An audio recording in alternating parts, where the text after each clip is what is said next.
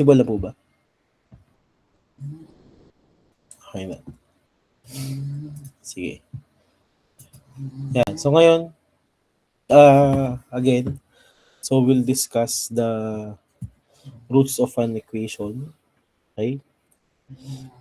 Again, so to recap lang, class, so ito po ay huwag natin kakalimutan kasi hindi ko po binibigay yung formula again sa exam. Baka sayang kasi madali lang yung process ng ginagawa natin pag nakalimutan yung formula. So, hindi natin makasagutan. Ayun, so we have the graphical kung saan kinukuha lang natin ano yung intersection niya sa x-axis. Syempre, pinaplot muna natin, di ba? So, we have also the bisection method. So, this one.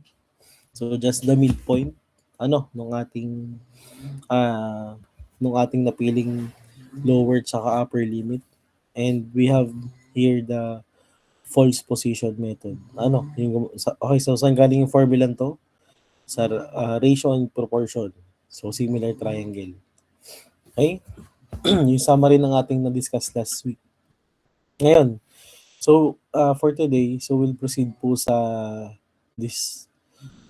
right side, sa mga topic na nandito sa open methods.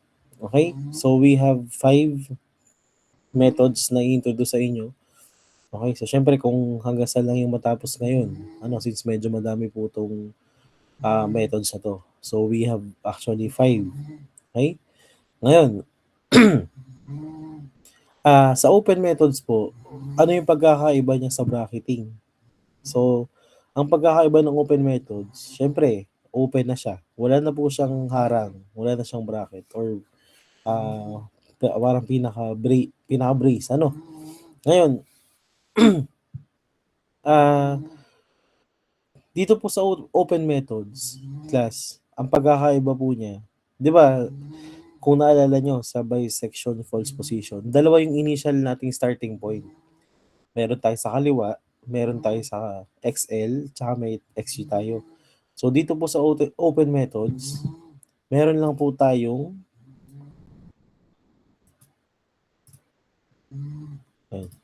hindi makapagsulat.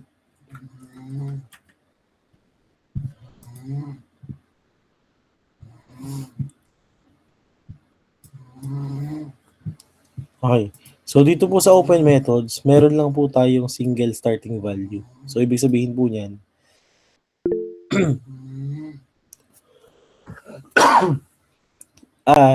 isa lang po yung ating initial value. Okay? Ngayon, ang ano po yung downside dito sa open methods? Okay? Dito, since wala nga po tayong bracket, ano niya? So, nagda-diverge po tayo sa solution. Or minsan, may instances na may chance na lumayo yung pag nagkamali tayo ng ginawa, may chance po na mag-diverge or lumayo yung ating solution. Kasi wala siyang bracket. So, pwedeng wala siyang harang na ganyan. Which is, diba, pag ganyan, nakukulong natin yung root. So, nalilimit natin dito sa XL at saka XU. So, isipin nyo sa open methods, wala po tayong harang. So, open po yan. Yun, pero, kapag nasa tama yung process nyo, ang open methods po is mas mabilis po siya kumpara sa bracketing. If yung path nyo ay nasa tama. Okay, so, yan. Pero medyo high risk to kasi nga, may chance na lumayo. Di ba sa bisection, false position, wala po siyang chance lumayo kasi nga nakakulong lang. Dito, so meron po. So para ma-imagine nyo, so ito yung example natin.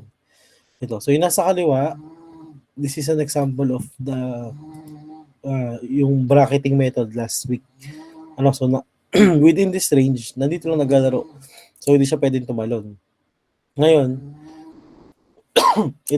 itong makikita nyo sa kanan, ito po ay example ng solution nagda-diverge. So bakit po siya nag-diverge? So let's say, 'di ba, ang root ng ating equation ay ito po. Itong, 'di ba, kung saan siya tumama sa x-axis. Ang initial value nyo ay x sub I. So dito ang initial value tatawagin natin siyang x sub I. So, di ba, dati, XL tsaka XU. Dito, x sub I po. So, syempre, ito yung unang estimate. So, after sa unang estimate, so pinasok sa equation, nagkaroon po tayo ng f of x. Then, nag-iterate. So, anong nangyari? Lumayo. Biglang lumayo ang root dito. Plus, naging, ito yung x sub I plus 1 na. Kasi, ano ba ibig sabihin ng I? Di ba ito yung iteration? So, let's say, dito po sa open methods, ang starting value po natin ay, kapag initial value, ang I po natin ay equal to 0. Okay? Ibig sabihin yan, ang I equal 0, yan po yung ating zero iteration. So, wala pang nangyayaring iteration. So, ibig sabihin, ang x sub I, ang equivalent yan sa x sub 0. So, kunwari, ang x sub 0 natin ay 1. Ito yung initial value natin. Di ba? Pag nagkaroon tayo ng first iteration, or I equals 1, so magkakaroon tayo ng x sub 1. So, ganyan yung process dito. Plus. Yan na. So, magsa-start po tayo sa 0th iteration. Or so pag wala pang iteration na nangyayari, ang x sub 0 po, ito yung initial value natin. Anong pansin nyo? After ng first iteration, lumayo po siya. So, may tendency na lumayo. Kasi nga, walang harang. Pero, ang nakikita nyo naman din sa kanan, ang nangyayari po dyan, pamula sa x sub I, okay, pamula sa x sub I, ilang iteration lang. After first iteration, so andito na po sa part na to, then again, nag-iterate, biglang nag-diverge agad, or nag-converge pala agad sa root. Yan. So, yun yung, ito lang yung ating iniiwasan sa open methods. Okay? So, malalaman nyo naman, class, di ba, pag nag-converge, ay nag-diverge yung solution nyo, pag lumalaki yung error, di ba? So, yun yung palatandaan. Okay? Kaya, ibig sabihin, may mali sa ginagawa nyong process. Kapag, wag nyo na ituloy, pag lumaki yung error, naging 100%, naging 200%, yun, ibig sabihin, may mali po sa process nyo. Okay? Okay, so we'll start po with the first open method. We'll discuss the simple fixed point iteration. Okay? Again, so paano po ang simple fixed point iteration, pinaka-basic po na method, dadalhin nyo lang po siya sa form ng x equals g of x. Okay? Yan. So parang, ang gagawin lang, so let's say, meron tayo given dito. X squared minus 2x plus 3 equals 0. Ngayon, ang target lang po natin, ma-isolate lang po si x. Ito, isolate lang natin ito, si x. So, simple algebra. So, diba, lilipat sa kabila si 2x. So, diba, magiging x squared plus 3. Yan. So, equals 2x. Then, para divide both sides sa 2. Yan. So, diba, makakancel si 2 dyan. Tapos maging x ay ito, x squared plus 3 over 2. So, ngayon, so nasa form na po siya ng x equals g of x. Ganun lang yung unang step nyo. Plus, pag sinabing fixed point iteration. Sige. Ngayon, sir, paano po pag hindi naman po mahiwalay si x? So tulad nito.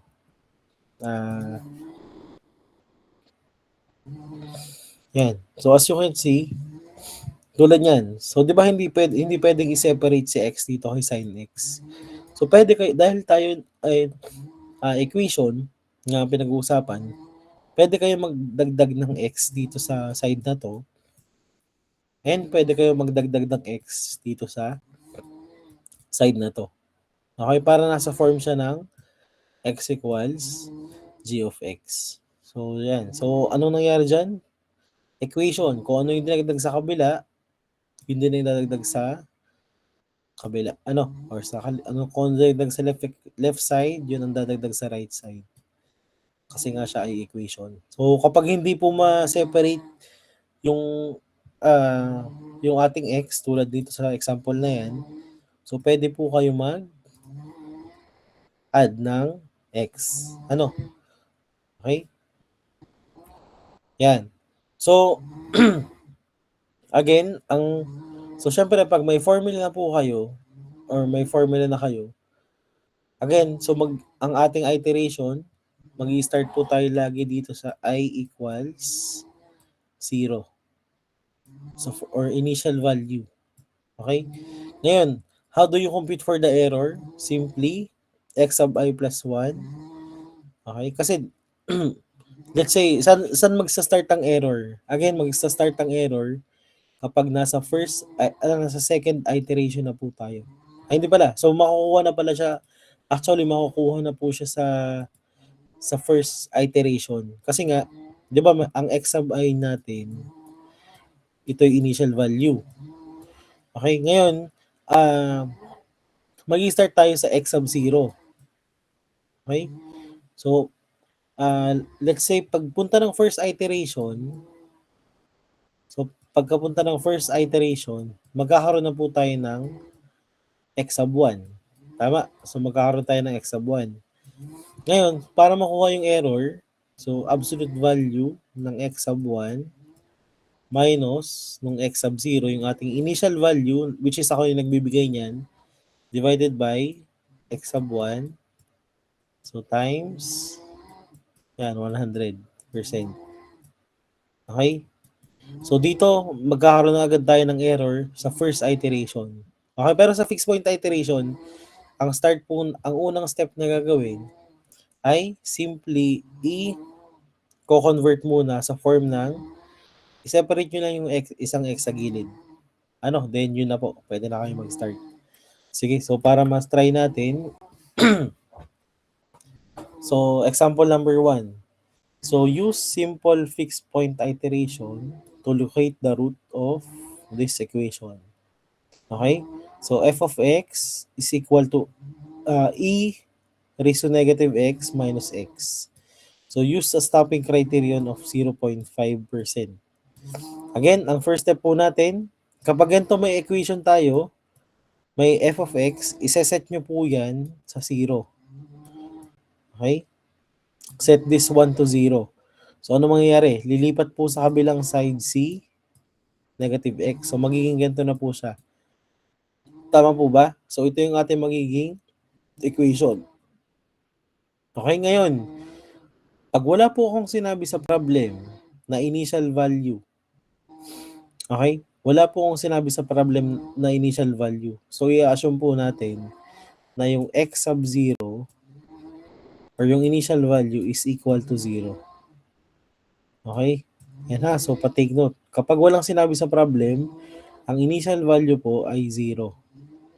Okay? So, dahil ito na yung ating equation, nasa form na siya ng x equals g of x. So, ito na yung ating magiging working equation. So, ang tatakbo yung equation natin sa form na ganito, e raised to negative x. Okay?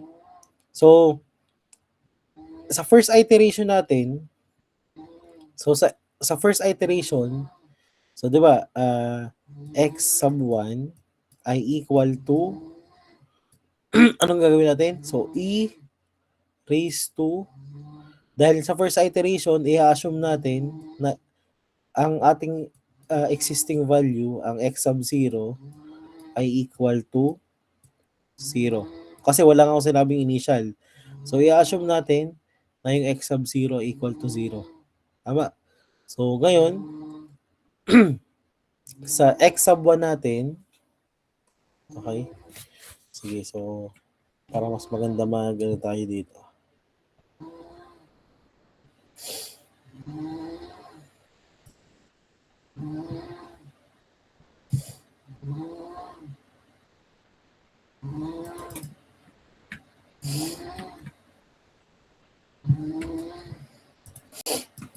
Okay.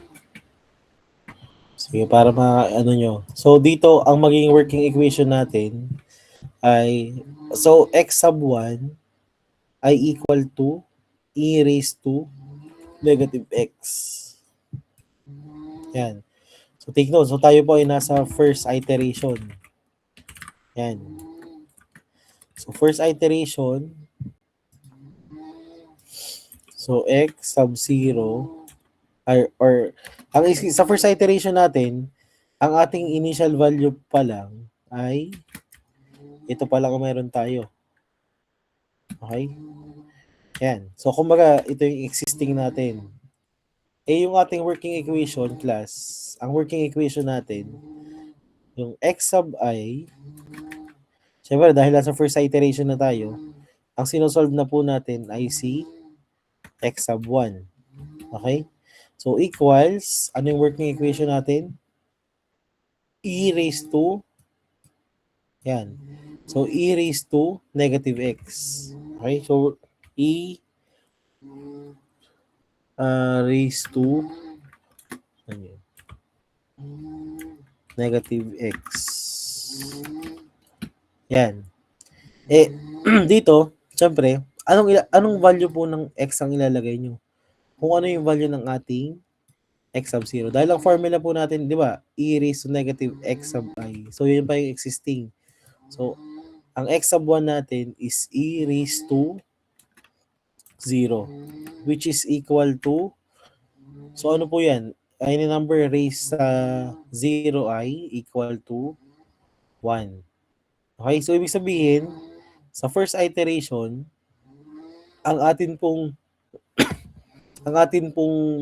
magiging x sub 1 is 1. Okay, so pagdating ng second iteration natin, yan, sa second iteration, ang gagamitin na po nating value, yan, ay, ang x sub 1 na po natin ay equal to 1. So, na-update na. So, di ba kanina, x sub 0. Ngayon, ay x sub 1 na. So, naging 1 na po siya.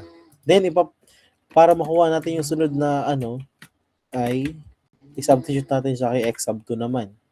Ang x sub 2, paano mo kukuha? E raised to, anong value ng negative?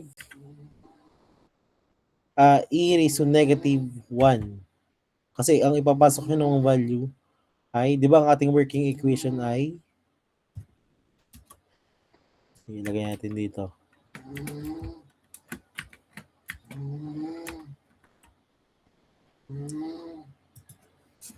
So, x sub I plus 1. So, equals e raised to negative x. Okay, so yan. Di ba ito yung ating equation? Kumbaga,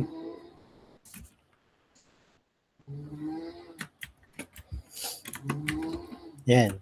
So, nag-update lang siya. Depende po dun sa ating, nag-update lang siya. Depende dun sa value ng ating x sub I. Or siba, nung una naging 0. Tapos naging 1 na po yan. So, magiging value na po natin dito ay e raised to negative 1. So, pag tinype sa calcu yan, so, e raised to negative 1, yan, 0.3678. Okay? So, 0.3678. So, ganyan lang. So, sunod-sunod na iteration. Ngayon, ano napapansin nyo? Nagkakaroon po tayo ng pattern. Okay?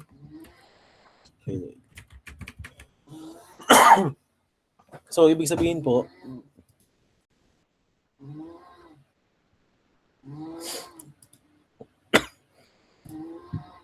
class, pwede nating i-direct na. Okay? So, di ba, kung mapapansin nyo dito, ang initial value po natin sa 0th iteration, ang x sub I po ay 0. Okay? Ngayon, ang technique sa calcu dito, kasi na-substitute na natin or alam na po natin na ano ba yung working equation natin. Di ba, ang working equation po natin ay ito, e raised to negative x. Ngayon, ang unang gagawin nyo sa calcu, so ganito na lang, para mas madali, ipasok nyo agad dito yung initial value natin. So, e raised to negative 0. Okay? So, ang mangyayari dyan, magkakakorek na yung sagot na 1. Yan yung initial natin, which is, ito po yan, ang x sub I plus 1 ay 1. Tama? So, ibig sabihin yan, ang next step po natin, palitan nyo na lang yung 0 dito ng answer. Okay? So, syempre, anong iisipin ni CalQ? Yung most recent answer ang isa-substitute po dito. Okay? So, raised, di ba nung una ay 0 nilagay, kaya 1. So, anong isipin ni CalQ? Ito po si 1. Okay? So, pag in-enter nyo, yan. Ibig sabihin yan, naging 0.3678. So, ito na po ang value ng sunod. 0.3678. Okay? Then, after po makuha yung sunod, so enter lang ulit, equal sign. Anong isipin ni CalQ? Siya si 0.3678. Okay? Yan, 0.6922. Okay, so ito naman po yan. Ano? Kaya sa fixed point iteration, so mas maganda, recta table na kayo. So, ipapayagan ko naman kayo kahit mag-direct na kayo sa table. Ano? Okay, so enter lang ulit. 0.500 473. Then, 0.606 244. Diba? So, enter lang na enter. Yan. Then, 0.545 396. Okay, so may nakasabay ba sa CalQ? So, nakapalabas nyo ba? Yes? Okay. Ngayon, saan po tayo titigil? Actually, so hindi pa po ito yung hindi pa po yan ang stopping criteria natin. So, co-compute po tayo hanggang mag-less than 0.5%. E dito, para lang makita nyo lang yung mga starting point. So, nag-stop na po tayo sa 6th iteration. Ano? Kasi nga, pero dapat itutuloy pa. Ano? So, again, so paano po nakukuha, class, itong mga error na to? So, how do you compute for this error? So, syempre, we have yung unang error natin, yung unang value natin, 0, ito yung ating x sub I. So, again, ang formula natin ay ito. So, x sub I plus 1 minus x sub I over x sub I plus 1. Okay? So, dito po sa part na to, ang 0 yung ating x sub I, ito yung x sub I plus 1. Okay? So, para ma-compute yung error, okay? So, kunwari, x sub I plus 1, di ba? 1 minus 0 over 1. So, times 100. So, ito po yan. 100% dito. Okay, then, bakit po naging 171? So, ito na po yan. Si 0.36, sige, hindi ko lang, kahit hindi natin yan, 367. Kasi hindi ko, dapat talaga naka-store to. Ayan, para lang makita nyo saan siya galing. So, minus 1 over 367879. Okay? So, 171.8. So, ganun lang. So, difference lang ng bawat isang yan. Ano? Yung pagkuha ng error. Okay, so kailan titigil?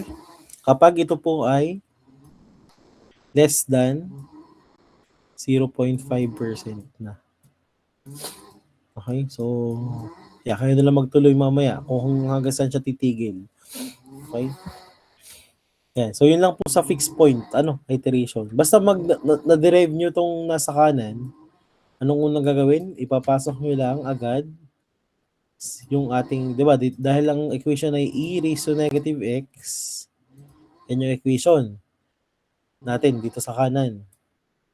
Ipapasok nyo lang yung initial value again na 0. So, once may sagot na kayo, palitan nyo na yan ng answer. Then, tuloy-tuloy na po yan. Kahit kung ilang pinutin nyo ay Papansin nyo, yan, kada enter natin, siya po ay hindi na po siya, ang nagbabago na lang yung last 5 decimal place. Diba? Ito fix na yung 56714. Yan, hanggang sa pag-enter nyo, yan, tumigil na siya. Ito na yung exact value. Yun. So, yun yung ating sa fixed point iteration. Okay? Ngayon, let's proceed po sa pinaka-efficient sa lahat na method, class. This one is the Newton-Raphson. So, take note, this is the most widely used, okay, na root locating formula. Ngayon, ang downside lang po dito sa Newton-Raphson, kailangan may idea kayo ng derivatives. Kasi sa formula po ng Newton-Raphson, so saan ba siya galing? Ang formula po ng Newton-Raphson is galing po sa first derivative na theorem. 'Di ba? Kung naalala nyo, ang first derivative po ay equal po sa slope ng ating line. Okay? Ngayon, gamit po yung equation ng ating slope. Ano ba yung slope ng line? So, 'di ba, delta y. Yan. So, over ng ating delta x. Okay? Ngayon, dito, 'di ba, ang root po natin, ang assumption natin ng root is nandito sa point na to. Tapos, syempre, ang target po ng Newton-Raphson is to get the tangent line. Ngayon, once na-create siya ng tangent line, so this is the line, kung saan po siya tumama dun sa x-axis, yun yung ating first estimate. Kung mapapansin nyo, di ba ito yung ating root? Malapit na agad siya. Unang iteration pa lang. Okay? So, ngayon, anong sunod na step dito? Di ba, nasa x, ito na yung unang estimate. Mag-drawing uli kayo ng straight line. So, dito naman siya tatama. And then, maggagawa ulit ng tangent line. Ayan. So, papalapit na yun ang papalapit doon. So, ganun yung process niya. Ayan. Kaya lang, ang gagamitin po natin dito is the slope of the line, which is the first derivative ng ating function. Ngayon, pag nakalimutan niyo yung derivative, class, ay mahirapan kayo. Kaya nga prerequisite ng advanced math ang mga diffcal. Tama ba? At saka ng integral. So, lahat ng math naman. Ngayon, so, gamit po ang derivative formula na delta y. Okay?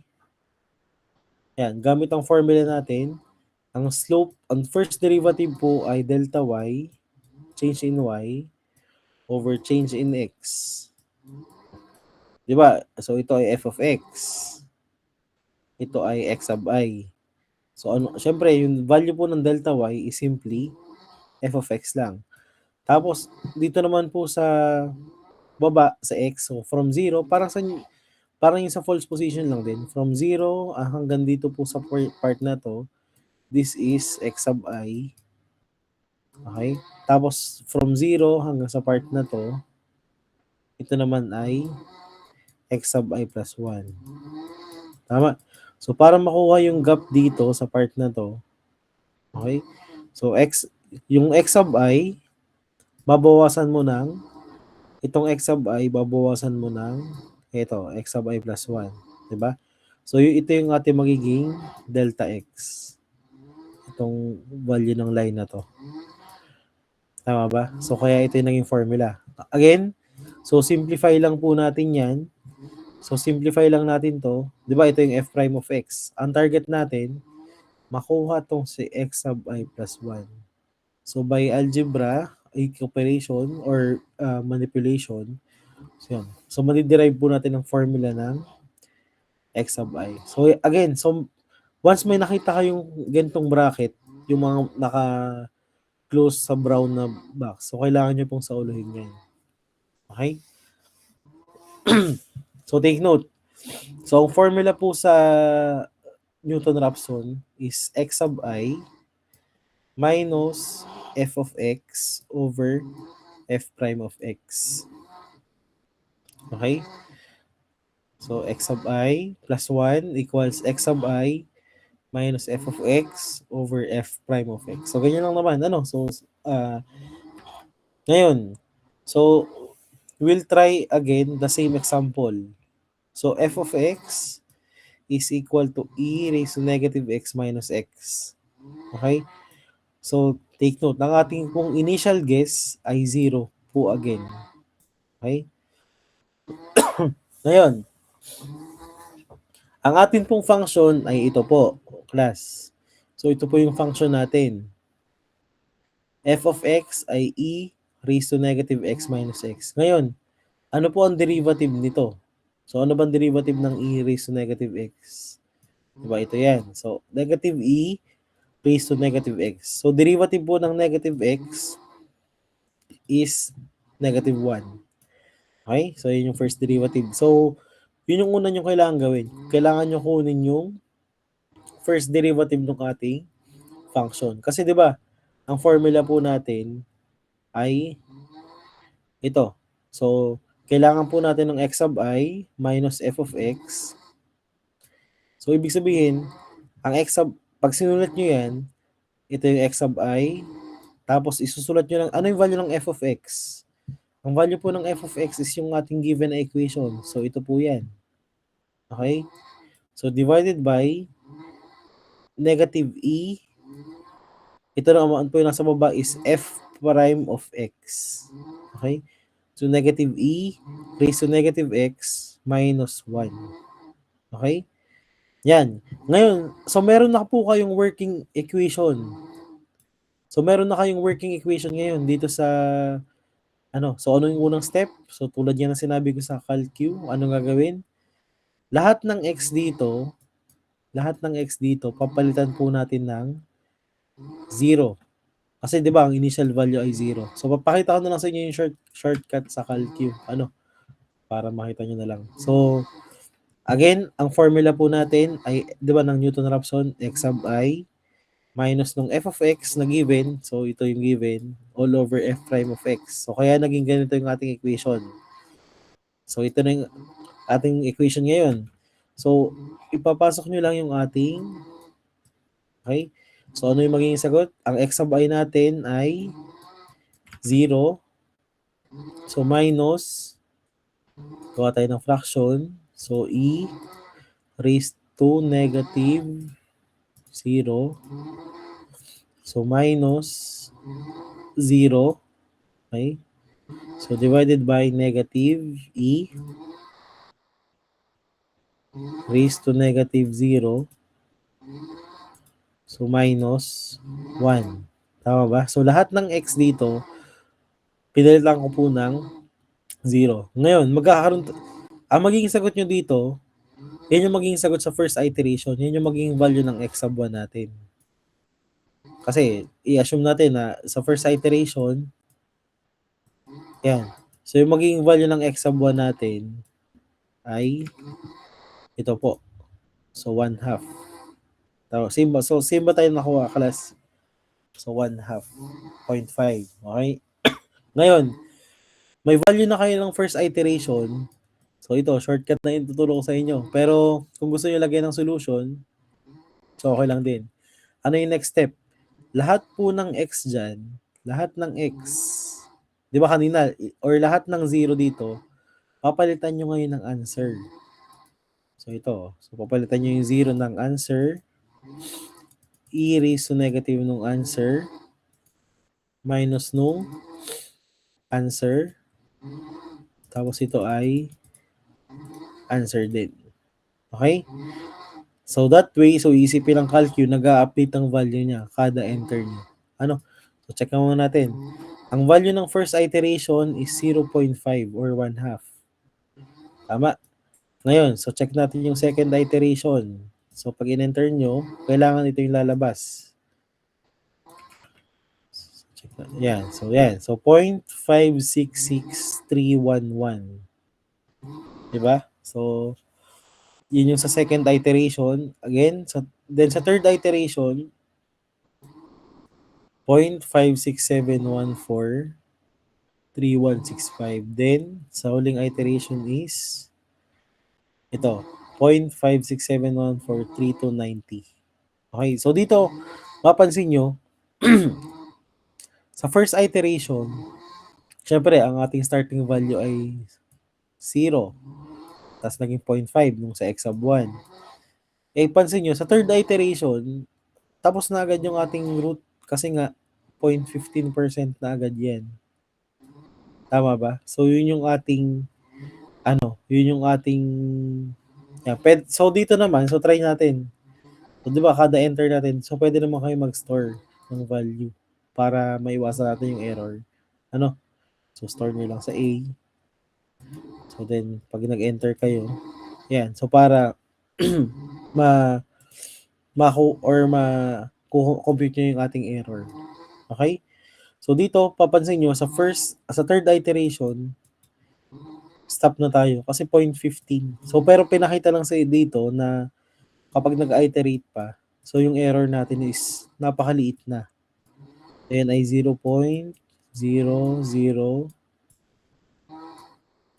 so 2. Tama ba? So 1, 2, 3.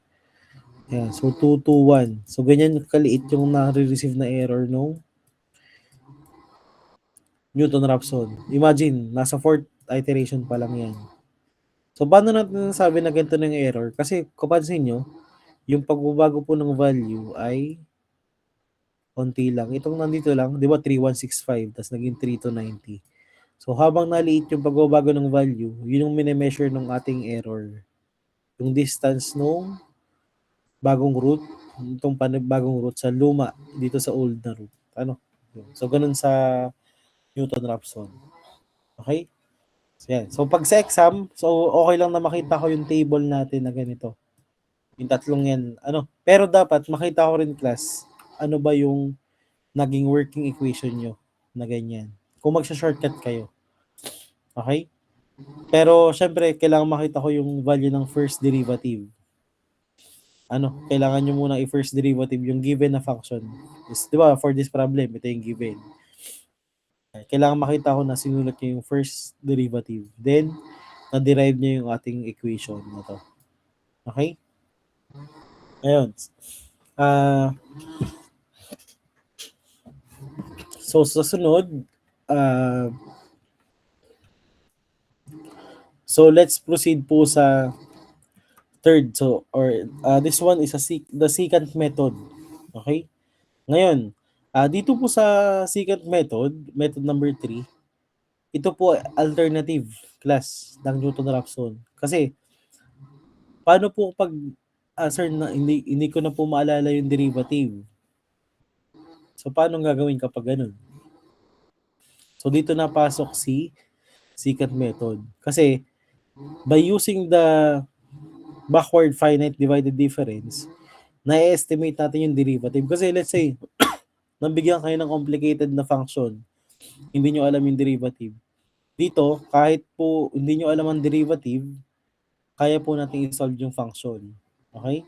Ngayon, so dito po sa part na to, gumagamit po tayo dito ng backward finite. Di ba kanina, tangent ng gamit. Kaya, di ba anong ibig sabihin pag secant? So, diba, kailangan tumatama siya ng exactly 2 points dun sa graph.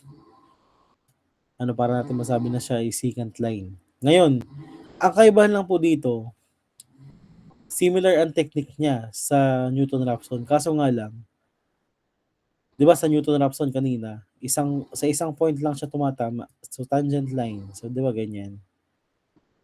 Mas madali talaga pag ganyan. Kasi nga, halos malapit na agad. Kaso, syempre, pag hindi nga natin alam ang derivative, so kailangan may isa pa tayong option. Yan. Ngayon, ang kaibahan lang po dito sa previous two methods, meron po tayong initial value na dalawa. Diba kanina, nag-start po tayo sa x sub I lang. Dito po, mag-start na po tayo sa x sub I minus 1. Ito naman, class, parang siya, false position lang method yung formula. So makita nyo mamaya. Okay? Yan, so ito yung formula natin. So yung derivative po ng f prime of x, so naisa-substitute. So di ba, ito yung formula ng ating Newton-Raphson. Ito yung formula. X sub I minus f of x over f prime of x. So dito po, sa secant method, class, yung atin pong x sub I minus 1, plus yung ating x sub I, yung ating, sorry, so yung ating f prime of x, para maalis natin yung derivative gamit ang forward, di ba meron lang, again, meron tayong delta y, so change in y over change in x. So this way, may iwasan po natin yung derivative. So imagine nyo, itong formula po na to, ay ipapasok lang po dito. So papalitan. So i-eliminate yan. Ipapasok po yung formula na yan. So pag sinimplify, ito na po yung magiging formula. Yeah, may nakita ulit kayo na brown na box or na ano. So kailangan po solid yung formula na to. Okay? So formula po nito is parang Newton, parang false position lang. Kaya hindi naman siya madaling ano. Kasi 'di ba, tingnan niyo. So x sub I, parang ito yung ating x sub u minus x sub u. F of x sub u, 'di ba? Then xl minus xu over f of xl minus f of xu. 'Di ba? So parang false position lang 'yan. Kasi nga, so we are parang gumagamit lang din tayo ng ratio and proportion dito. Okay? Yan. Dito, dahil may x sub negative 1 tayo, so magkakaroon po tayo ng dalawang root. So magkakaroon tayo ng x sub negative 1 and x sub 0. So ito yung ating dalawang starting value. Okay? So magkakaroon po tayo ng dalawang starting value. X sub negative 1 tsaka x sub 0. Okay, sige. So let's try to solve the same problem. Okay, ito. Ito may sagot na dito kung paano siya yung x sub 1. Ngayon, use the secant method to estimate the root of this one. So f of x ay e raised to negative x minus x. Okay, ngayon, so binibigay ko naman po yung starting value. Ang x sub negative 1 natin ay 0, ang x sub 0 natin ay 1. Again, sige, so para makita, so saan ba galing to? Kasi kailangan po natin mag-store ng value dito. Sige, so para mapalabas yan, so gamit tayo ng, so ang ating equation, so tayo ay nasa, yan, secant method na.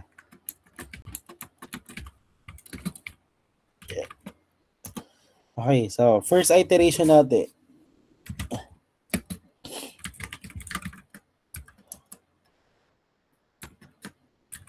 So again, meron tayong dalawang value. So x sub I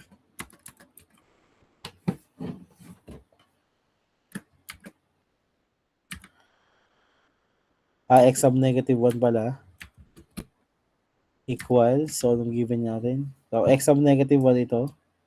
So 0. Then, may binigay din tayong sa ating x sub 0, which is equal to 1 naman. Tama?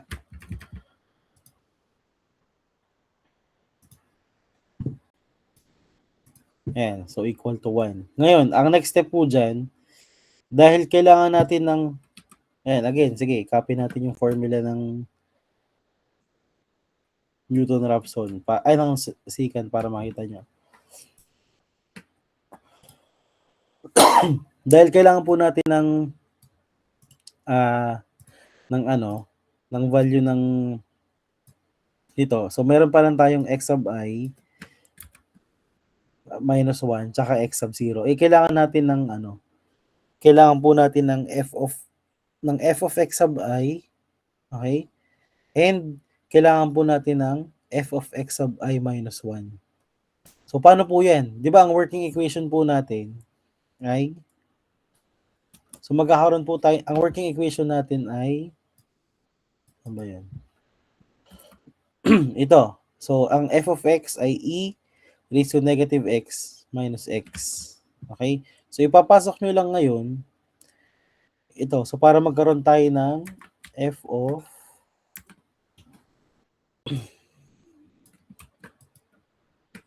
yan. So, ipapasok nyo lang po sa equation si 0. So, di ba, ang ating so, e raised to negative x. So, e raised to negative x minus x. Okay? Ngayon, so pag pinasok nyo yan, kakalk lang po natin yan. Ang value po ng x ay 0. So, yan. Magkakaroon kayo ng f of x. So, ito si 1. Okay? Then, ang sunod naman po, kailangan din hanapin yung value ng f of x. Ano? So, f of yan, x sub 0 naman. Ngayon, ipapasok naman natin dito si 0. So, calc. Ay, si 1 pala, sorry. Yan. So, yan. Again, may lalabas po sa atin dyan na negative 0.6321. Ngayon, dahil yan ay mayroong decimal naman ulit, so kailangan nating i-store again. So, kahit ang kopyahin nyo ay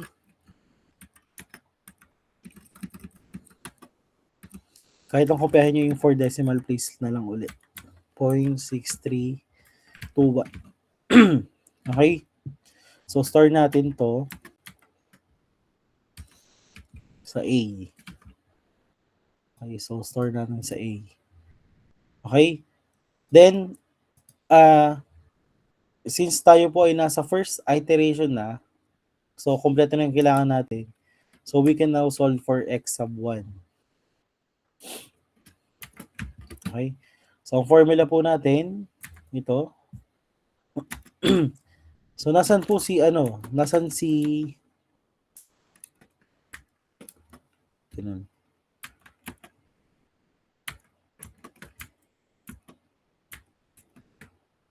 Wait lang, nasa, mag-end equal sign. Yan. Hello.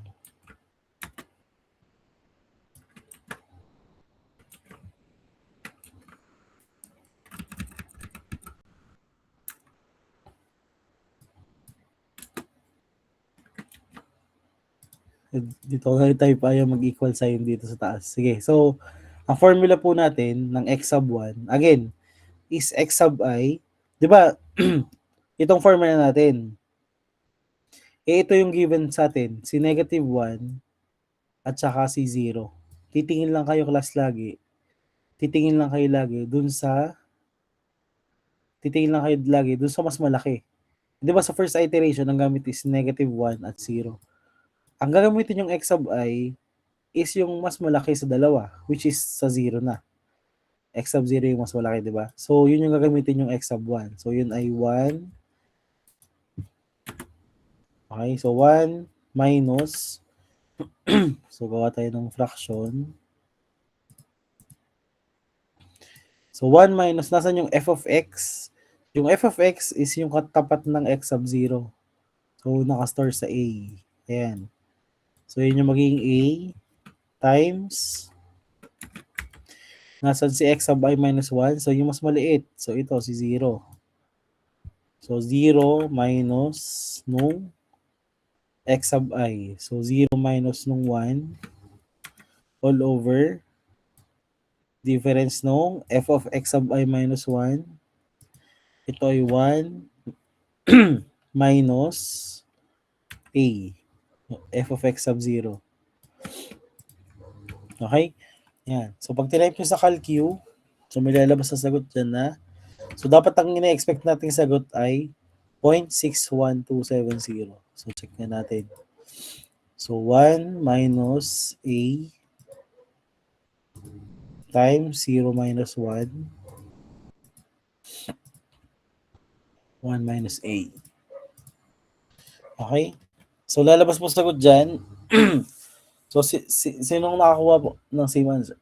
0.61269. Okay.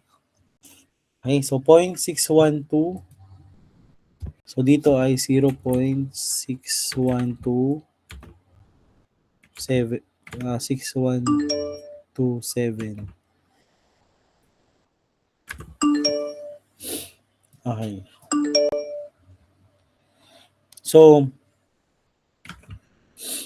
ngayon, ang sunod po natin dito is, again, kailangan nating i-store ang value po na to. Kasi nga, sa second iteration, so ito, i-store natin sa letter B. So, store natin sa letter B. Ngayon, sa sunod na iteration, class,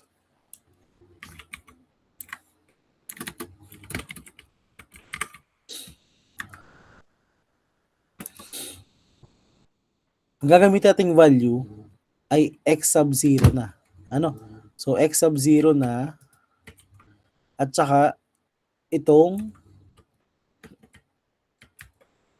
x sub 1. So, umipod na siya ng isa. Okay? So, ang gagamiting value is ito. Yan. So, naipod na siya. Ngayon, then, syempre, dahil naipod na, naging x sub 1 na yung gagamitin natin, ito ay, so, palit lang natin. So, ito ay f of x sub 0 na, which is, ito pala. So, i-copy ko lang to. Yun yung ating gagamitin dito. Yan. Tapos, syempre, ang mag-update lang po ay yung f of x sub 1. So, ano ba yung f of x sub 1? So, kailangan nating ipasok ngayon itong si letter B sa equation natin. So, ano ba yung equation? So, nakastore na sa B, di ba? Yan. So, calc, then, si B? Anong value ng x? Si B. So, pinasok ko lang si yung value ng x sub 1, which is nakastore sa B sa ating working equation. Okay? Ngayon, so syempre ma-update to ngayon. So kailangan nakastore naman to sa, so copy nyo lang yung first 4 decimal, 0708. So store naman natin to sa letter C. Okay? Yeah. So since kompleto na yung kailangan natin, ang second iteration, ang sinosolve na natin ay si x sub 2. Si x sub 2 na. Again, ang x sub I natin, di ba ito yung formula natin ngayon? Itong part na to. Anong x sub I natin? Yung mas malaki. Yung, di ba, ito ay 0, ito ay 1. So, ang x sub I natin is x sub 1. Okay? So, yan ay B minus nung ano yung f of x sub 1? So, ito. Gawin natin. So, ito ay C. So, times ano yung x sub I minus 1? C 0. Si 1. Itong x sub 0. So, 1 minus nung B all over yung difference. So, A minus C. Yung difference nito. Ito, magkasunod naman lagi yan. So, pag in-input nyo sa calcu, yan. So, malalabas po uli na, so, B minus, so, C times 1 minus B over A minus C. Okay? Dapat lalabas sa sagot is this one. 0.5638. So, may nakakuha ba, class? So, check natin kung yan. So, sa second iteration, tama pa ba tayo? Ang nakuha is 0.56384. Ito pa. Ano ba yung nakuha natin? 0.5638. Ano? Yan, 0.5638. Okay, so store sa D naman. Okay? So again, so store sa D. Again, so okay na yung sa second iteration nyo. So sa third iteration, class. So, syempre, ang gagamitin yung value, ito, si x sub 1, sa B, and then, si x sub 2 na, which is ito, nakastore sa D. Okay? Then, gagamitin nyo rin yung value ng f of x sub 1. Tama ba? So, katapat nito pinasok natin. Then, papasok natin si letter D sa equation para makuha natin si f of x sub 2. So, pasok natin si D. So, alpha. Okay? Ayan. So, mapapansin nyo, medyo maliit na siya. Ayan, 5.1823. So, 5.1823. So, times 10 raised to negative 3. So, again, store po natin yan sa letter E naman. Store sa E. Okay? Then, again, so iterate.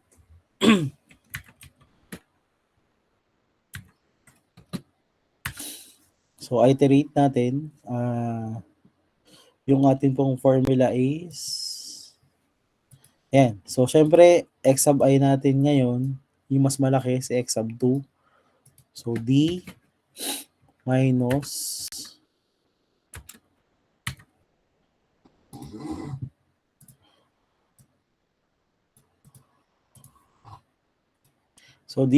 nung ating f of x sub I E times nung x sub I minus 1, letter B minus D over C minus E. Okay? Sige nga, class. Anong nalabas sa sagot sa inyo? So, try na natin para ma-check natin kung may nakakasunod. So, E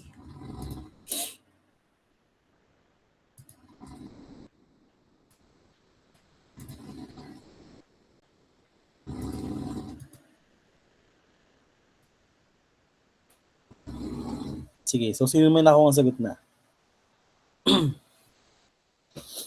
Sige, Janelle. Sige nga, Janelle. Anong nakuha mo? 0.5671703.584 po. 35. Ito, 56717. Okay. Yan. So, again, tama. So, 0.5671. Kahit ano lang. 567. So, ito. Sige, round off na lang natin. So, again, nakastore na sa E yung huli. So, ito sa F naman. Yan. So, yun. So, again, how do you get the error? Class, ito. How do you get the error? So, simply, i-subtract nyo lang yung previous sa present. So, di ba, ito yung ating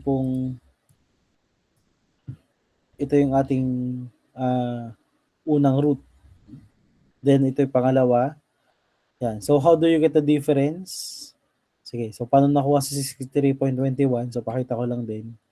Yan. Pero, at least nakuha natin yung hanggang dito sa third iteration, no? 0.56717. Ayan. So, ganun lang.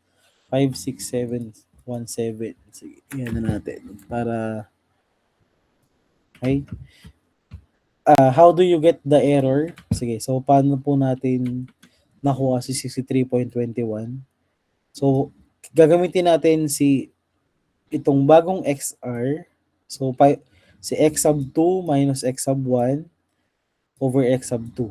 So, nasan ba si x sub 2? So, x sub 2, si letter D, tsaka si B. Okay? So, D minus nung B over nung D So, times 100. So, ito yung ating, yan, error pala dito sa 8.67. So, itong error dito sa 63.21 ay para dito, ang error na kinuha natin ay in between dito sa 1 at saka 0.612. Okay? So, di ba previously, 1 yung ating root. Okay? So, ito ay b minus 1 naman. So, b minus 1 over b. Yan, times 100. So, yan yung 63.21. Okay, then, how do you get 0.59%? Ito yung ating si x3 minus x2 over x3. Yan, nasa ba yung x sub 3 natin? Ang x sub 3, so f at saka si d. Yan, so f minus d, yan, over f. Okay? Okay. So, ba't ganun? Ang laki ng f minus d. So, na-store ko ba sa f yung... Wait lang. Anong value ng f natin? So, hindi pala to ang f. So, iba ang naka-store. Yan, sige. Pero, kagalo lang yung pagkuha. So, hindi ko lang na-start tong last value natin kanina. Yan. So, so try ko lang yan. So, point.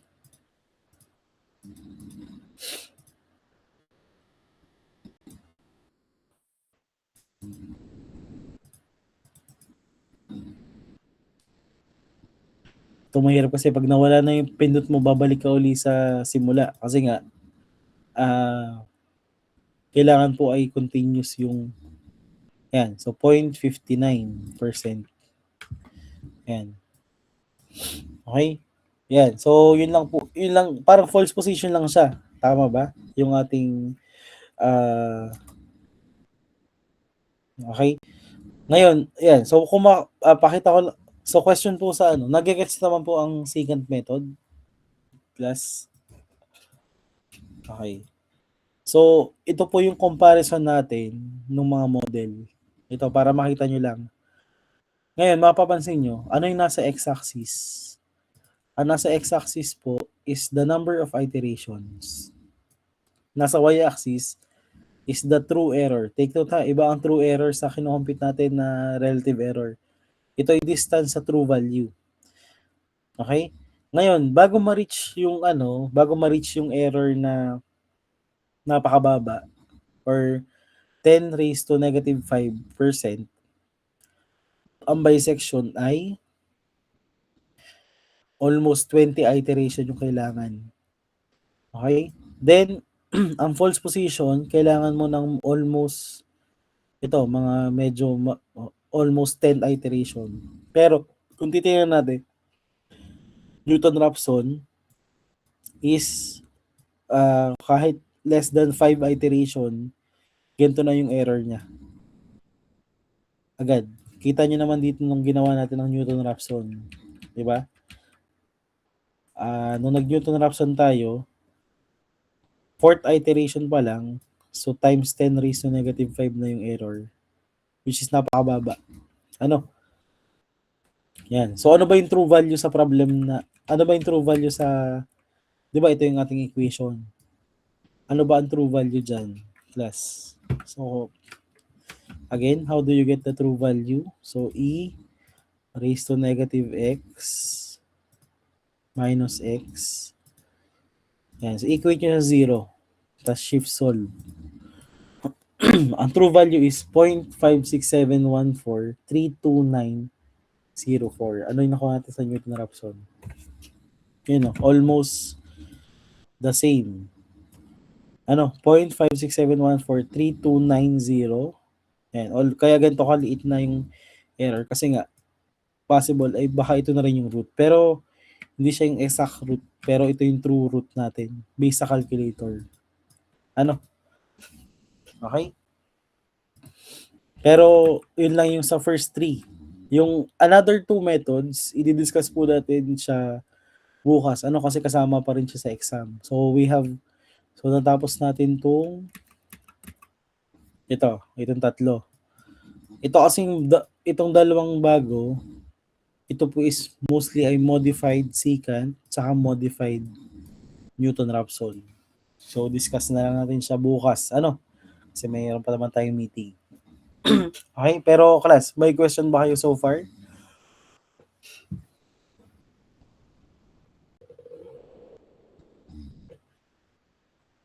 So questions. Yan, CJ. Sir, sa solution po, sir, ilang decimal places po, sir, yung tinatanggap niyo po, sir?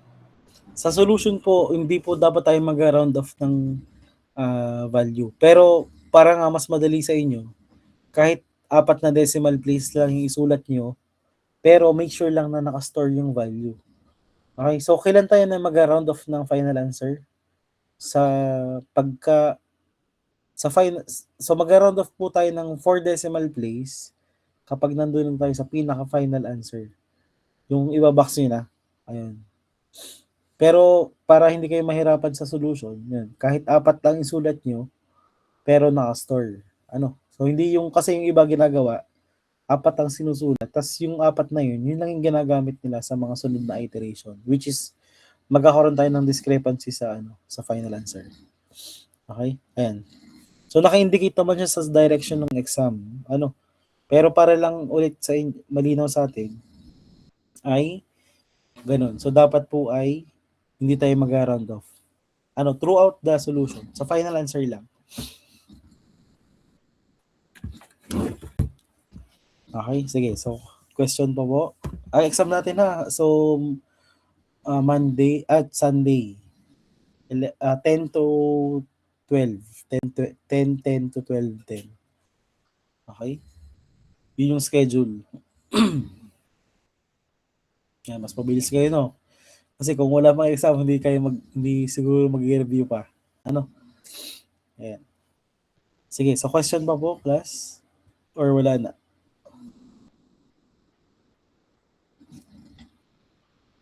Sige, so wala na. So kung wala na, so let's continue po ulit bukas. Anong schedule natin bukas, class? Sofia. Attendance ba? Opo, sir. Attendance. Mali ka ata. Sino pa magpa-attendance?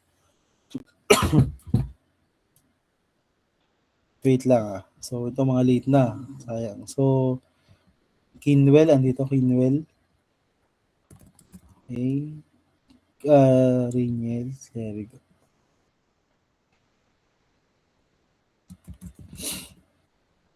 Alcalde.